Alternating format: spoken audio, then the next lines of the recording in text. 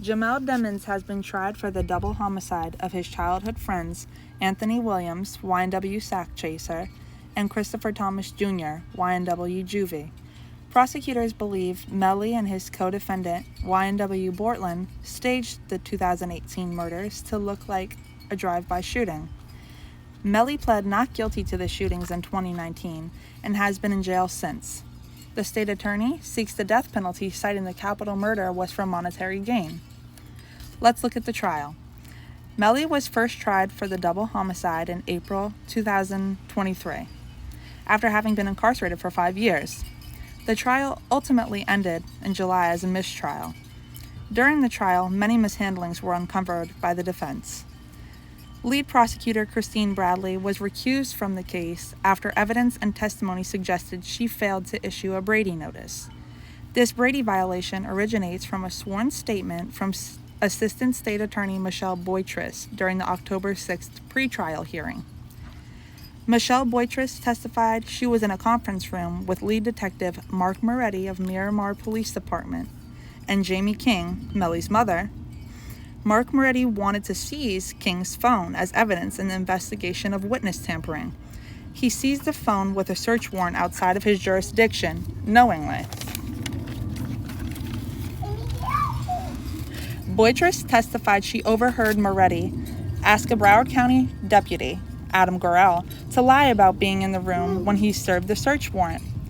After Michelle's testimony, Christine Bradley was recused from the case because she may be called as a witness for the defense.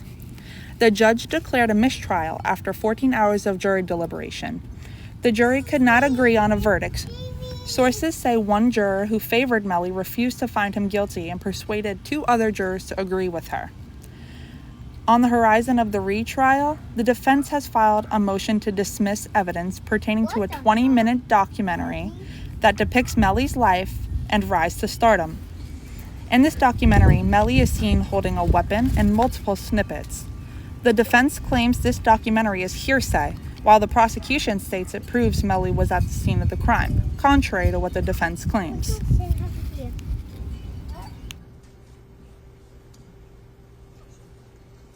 Now to dig deeper into the evidence. The song Murder on My Mind by the rapper was brought into court as evidence. The lead prosecutor in the case wanted to omit the music videos and lyrics as evidence against the rapper. The judge suppressed this evidence as music cannot be used as evidence. George Bello, an expert witness who specialized in ballistics evidence, gave his testimony, who said a .40 caliber gun was involved. Bello stated 2 of the projectiles came from 1 firearm, when 2 firearms were in question by the defense. Danny Polo, an expert witness who specialized in gang-related cases, brought in to testify against Demons. Polo was an undercover detective. When Polo appeared to testify, he remained masked due to all the death threats unrelated to Demons' case. Defense attorney Jason Roger Williams believed jurors are supposed to consider the demeanor of a witness to determine credibility. There is pictures of the vehicle where the bullet entered and exited, killing Williams and Thomas. We have included those pictures and videos of the parties entering the vehicle and when they arrived at the hospital. If convicted, Demons could face the death penalty.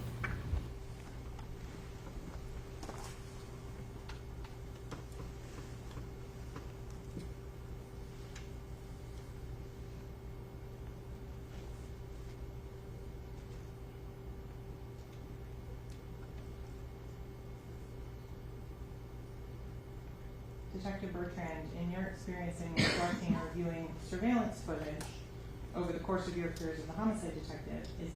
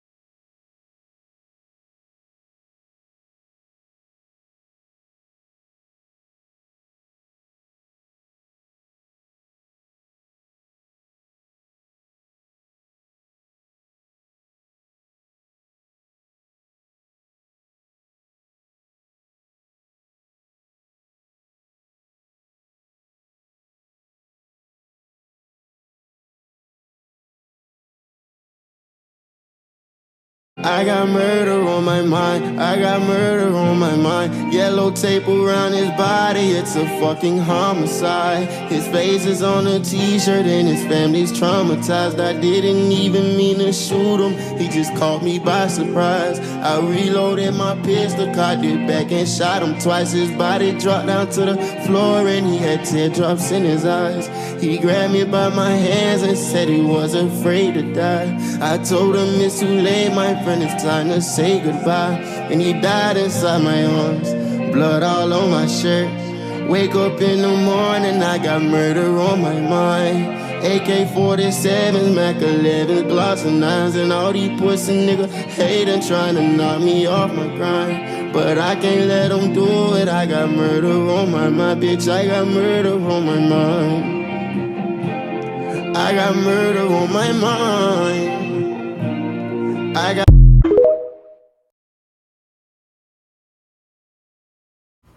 Now we have Sophia, a legal studies student at FGCU, that is going to give her opinion on the death penalty.